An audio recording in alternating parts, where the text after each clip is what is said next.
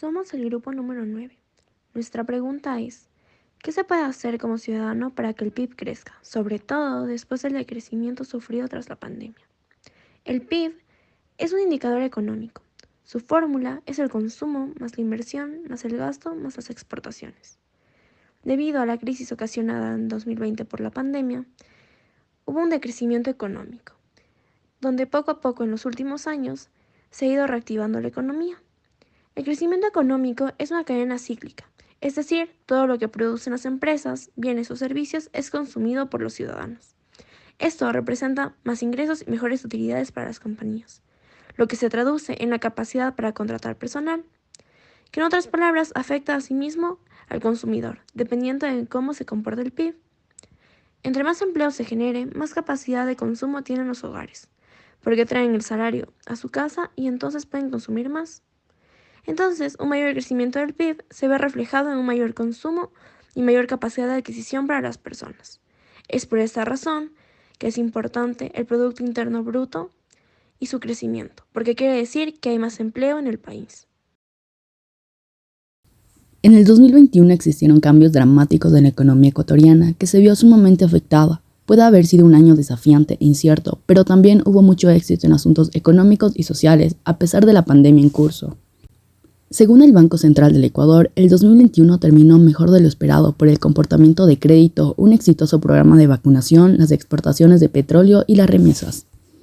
Para el 3 de julio del 2020, el Banco Central del Ecuador emitió su primera revisión a su pronóstico de crecimiento económico, cuando anunció que la caída estaría entre el 7,3 y 9,6%.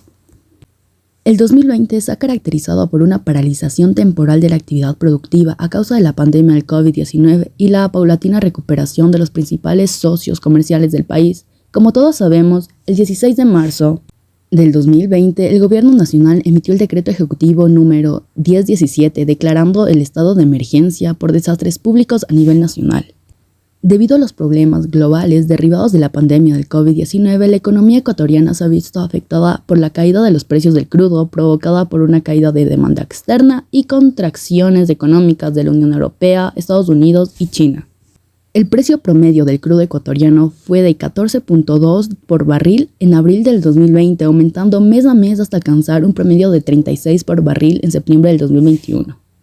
Para el 2023 se proyecta que la economía se recupere y crezca a un 3,1%, equivalente a un Producto Interno Bruto constante de 67,539 millones.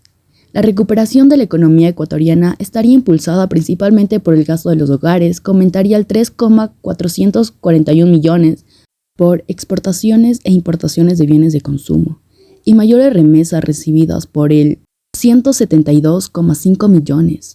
Las exportaciones de bienes y servicios se incrementarán en 1,95,2 millones, esperando una recuperación en las ventas de crudo, derivados y productos no petroleros, especialmente el banano, el plátano, camarón y cacao.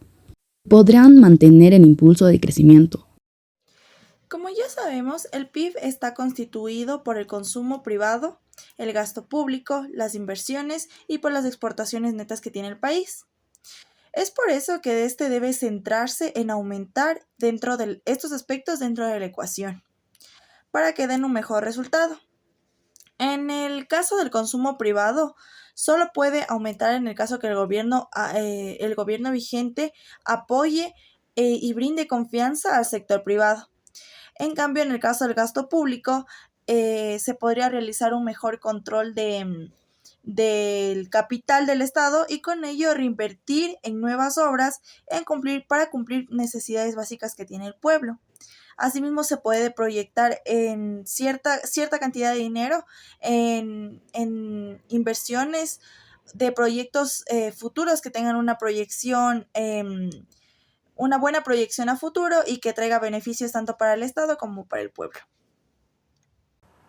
Por otro lado, en el caso de la inversión, el gobierno también cumple con un papel fundamental, dado que éste debe mejorar su relación internacional para así poder recibir una mayor inversión externa.